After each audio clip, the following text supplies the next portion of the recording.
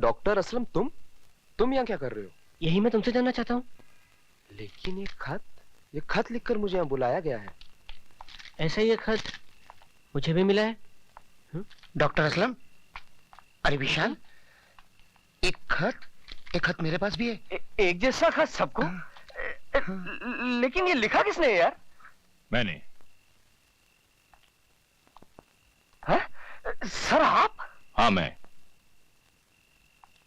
जिस आदमी ने इल्म के दिए से तुम सबकी अंधेरी जिंदगियों को रोशनी में बदल दिया था, वही प्रोफेसर विजय सक्सेना आज जेल की अंधेरी कोठरी से छूटकर बाहर आ गया है। क्या विजय साहब जेल से छूट गए?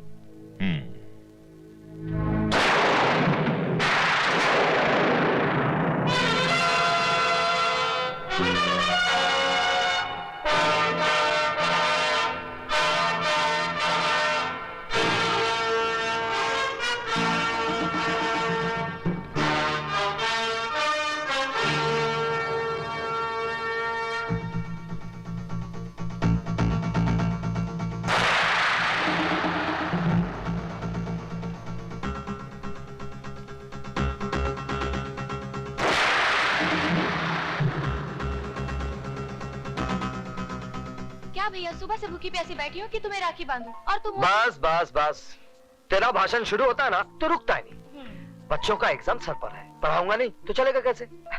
चला जा। ठीक है, आप बैठो तो सही। अब जल्दी से राखी बांध दे। जी।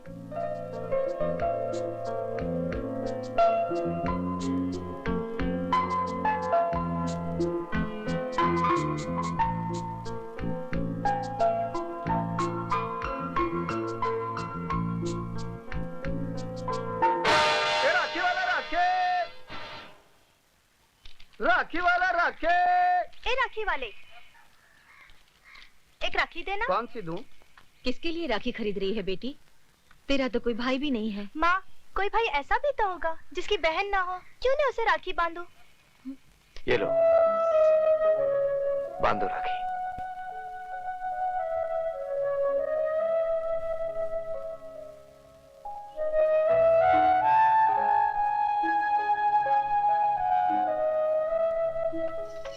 किसको राखी बांधने जा रही हूँ बेटी, जिसे राखी का मतलब तक नहीं मालूम?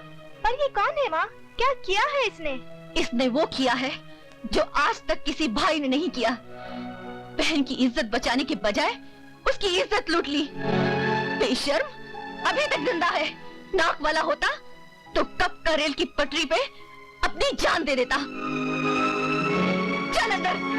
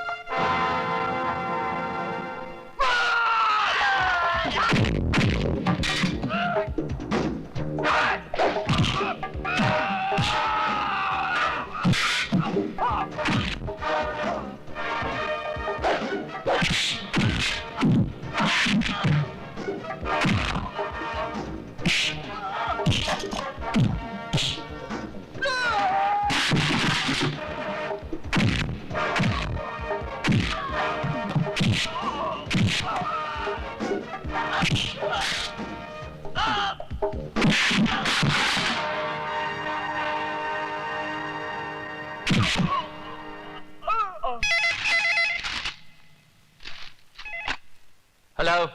हेलो नहीं, अब हिलो, क्योंकि तूफान सलाखों की कैद से आजाद हो गया है। कौन बोल रहा?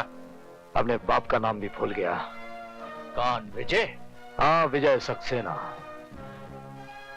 अपने बीवी बच्चों को जी भर कर प्यार कर ले, क्योंकि बहुत जल्द तेरी बीवी बेवा और तेरे बच्चे यतीम हो जाएंगे। मेरी फिक्र छोड़ और अपनी सोच। मेरे आदमी तुझे चींटी की तरह मसल देंगे। तुम्हारी चींटियां हाथी के पांव के नीचे आ गई हैं। अब तू उनकी शक्ल भी नहीं पहचान पाएगा, समझा?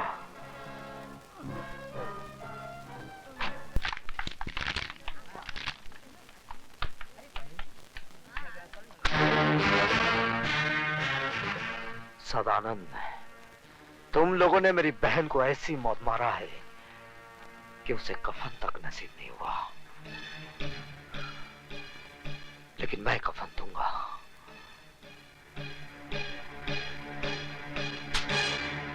आज ही कफन खरीद ले, क्योंकि कल का सूरज तू देख नहीं पाएगा।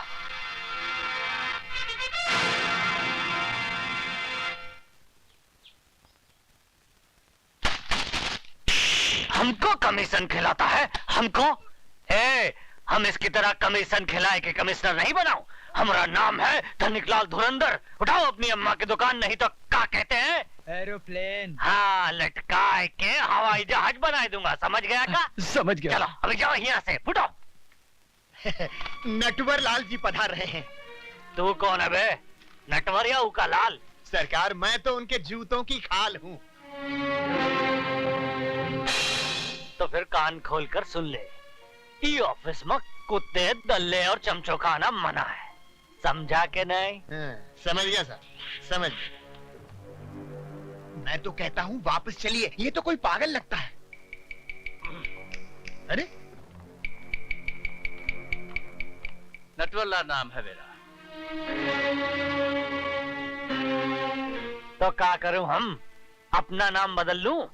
नाम नहीं, अपने काम करने का ढंग बदल गया। ढंग नहीं, हम तो लोगों का रंग बदलता हूँ। बोलो किसका रंग बदलना है? विजय सक्सेना का। तुम में से कौन है? हम लोगों में से कोई नहीं है, हम लोग तो शरीफ आदमी हैं। तुम लोग क्या शराफत का सर्टिफिकेट साथ में लेकर घूमते हो? हैं? मैं बताता हूँ, विजय सक्सेना एक सजा याफ्ता मुजरिम है जो 7 साल की कैद काटने के बाद काल ही जेल से छूटा। अरे तो हम अभी मैंने अपनी बात पूरी नहीं की कमिश्नर। हाँ तो बोलो। और यहाँ होते ही उसने हमारे इस आदमी को जान से मार डालने की धमकी दी है। ये तुम्हारा आदमी है? तो तुम का इसकी औरत हो? मिस्टर कमिश्नर, चिल्ला मत। हम कोई कमीशन खिलाकर कमिश्नर नहीं बना हूँ। विशाल। Yes sir. इनका रिपोर्ट लिखो और विजय सक्सेना को फौरन गिरफ्तार करो। सर, मैंने आज सुबह ही मिस्टर विजय सक्सेना को गिरफ्तार कर लिया है। क्या? देखा हमारा डिपार्टमेंट का कमाल? हम कोई कमीशन खिलाकर कमिश्नर नहीं बना हूं।